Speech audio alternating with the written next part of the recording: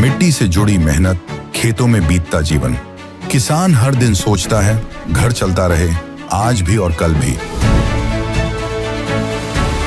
मौसम बदलते हैं, फसलें बदलती हैं, खेती के साथ साथ घर की जिम्मेदारियां भी चलती रहती हैं। भविष्य की इन्हीं जिम्मेदारियों को पूरा करती है एनपीएस, जो किसानों के कल को नया भरोसा और पेंशन की पक्की गारंटी देती है। एनपीएस भारत सरकार के अंतर्गत पीएफआरडीए के द्वारा एक विनियमित योजना है जो किसानों के लिए बुढ़ापे में पेंशन सुनिश्चित करती है।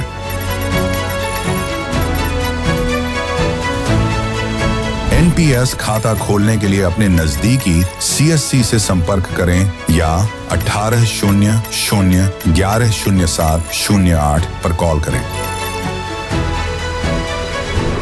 पेंशन की पक्की गारंटी के लिए एनपीएस जरूरी है। अशोक खरात स्वतःला कॅप्टन म्हणून घेणारा, ज्योतिषी म्हणून घेणारा एक बोंधू बाबा।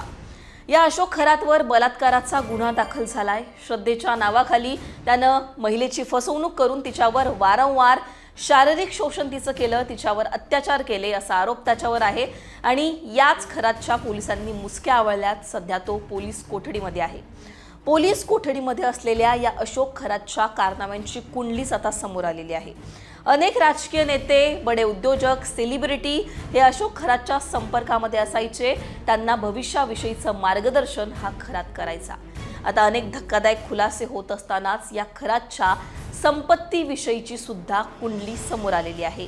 गेल्या काही वर्षांमध्ये कोट्यवधींचं साम्राज्य या ज्योतिषाने जमा केलेलं आहे। कोट्यवधींची प्रॉपर्टी कमवलेली आहे। एका ज्योतिषाकडे एवढी प्रॉपर्टी येऊ कशी शकते हा प्रश्न आता उपस्थित होतोय। अशोक खरातने गेल्या काही वर्षांमध्ये कमावलेल्या याच कोट्यवधींच्या प्रॉपर्टीवर, त्याच्या लॅविश लाईफस्टाईलवर या व्हिडिओच्या माध्यमातून बोलणार आहोत। नमस्कार, मी पूजा, तुम्ही पाहताय लोकमत। गेल्या काही वर्षांमध्ये जवळपास 200 कोटींचं साम्राज्य अशोक खरातने जमा केलेलं आहे। नाशिकमध्ये विविध ठिकाणी त्याची अलिशान अशी प्रॉपर्टी आहे, कोट्यवधींची जमीन आहे आणि याच अशोक खरातच्या संपत्तीबद्दल आता बोलूयात। नाशिकमध्ये त्याचा अलिशान असा बंगला आहे, त्याचं फार्म हाऊस आहे, त्याचबरोबर ऑफिस आहे। पाथर्डीमध्ये त्याची कोट्यवधींची 30 एकर जमीन आहे। शिर्डी, सिन्नर आणि कोपरगावमध्ये सुद्धा त्याने मोठी मालमत्ता जमवली आहे। शिर्डी आणि सिन्नरमध्ये त्याची कोट्यवधींची जमीन आहे। आता शिर्डीमध्ये प्राइम लोकेशनवर मोठी प्रॉपर्टी त्यानं खरेदी केल्याचं सुद्धा समजतंय।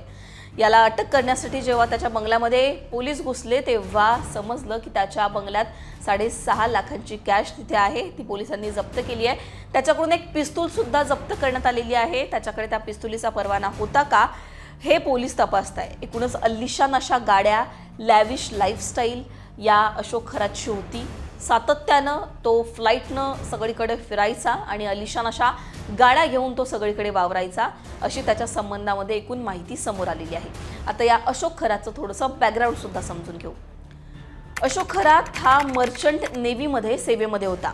22 वर्ष सेवा तिथे बजावल्यानंतर तो निवृत्त झाला। 154 देशांमध्ये त्यानं प्रवास केल्याची सुद्धा चर्चा आहे। सिन्नर तालुक्यातील मिरगाव इथं स्थापन केलेल्या श्री शिवनिका संस्थांच्या ट्रस्टच्या अध्यक्षपदी खरात आहे, तर त्या सदस्यांमध्ये रुपाली चाकणकर यांचा समावेश आहे। सेवानिवृत्तीनंतर या अशोक खरातनं अंकशास्त्र आणि ज्योतिषी म्हणून व्यवसाय सुरू केला। राज्यातील मोठे मंत्री खरातकडे भविष्य जाणून घेण्यासाठी येऊ लागल्यानं तो सगळ्यात जास्त चर्चेत आला होता। खाजगी विमानानं प्रवास करण्यापासून ते लॅविश लाईफस्टाईल मुळे तो चर्चेत आलेला होता आणि त्याची ही सगळी लाईफस्टाईल एकूणच चक्रावून टाकणारी आहे। या अशोक खरातला पोलिसांनी बेड्या ठोकलेल्या आहेत। आता त्याच्या संपर्कामध्ये अनेक राजकीय नेते होते, खास करून रुपाली चाकणकर या त्याच्या शिवनिका ट्रस्टच्या सदस्य असल्यामुळे महिला आयोगाच्या पदावर त्यांना राहण्याचा अधिकार नाही आणि त्यामुळे त्यांनी राजीनामा द्यावा अशी मागणी विरोधक त्याबरोबर सत्ताधारी पक्षातील नेत्यांकडून सुद्धा होत आहे। पण अशा प्रकारे या अशोक खरात नावाच्या एका व्यक्तीनं स्वतःला ज्योतिषी म्हणून अनेक राजकीय नेत्यांना सुद्धा लुबाडलेलं आहे। त्याचबरोबर अनेक महिलांना सुद्धा त्यानं जे आहे ते बळी बनवलेलं आहे आणि या महिलांचा वारंवार त्याने शोषण केलेलं आहे। आता जी तक्रार दाखल झालेली आहे ती एका महिलेनं केलेली होती आणि तिच्यावर कशा प्रकारे 2022 ते 2025 पर्यंत लैंगिक अत्याचार झाले असा तिनं आरोप केलेला आहे. एकूण 58 व्हिडिओंची एक पेनड्राईव्ह पोलिसांना सापडलेली आहे. याच्यामध्ये सुद्धा अनेक बड्या व्यक्तींचा समावेश असू शकतो असा संशय व्यक्त केला जातोय. या अशोक खरातची ही लॅविश लाईफस्टाईल तुमच्यापर्यंत पोहोचवण्याचा हा प्रयत्न होता. तुम्हाला याबद्दल काय वाटतं? तुमची याबद्दलची मतं कमेंटमध्ये सांगा. लोकमतला सबस्क्राईब केलं नसेल तर सबस्क्राईब करायला विसरू नका.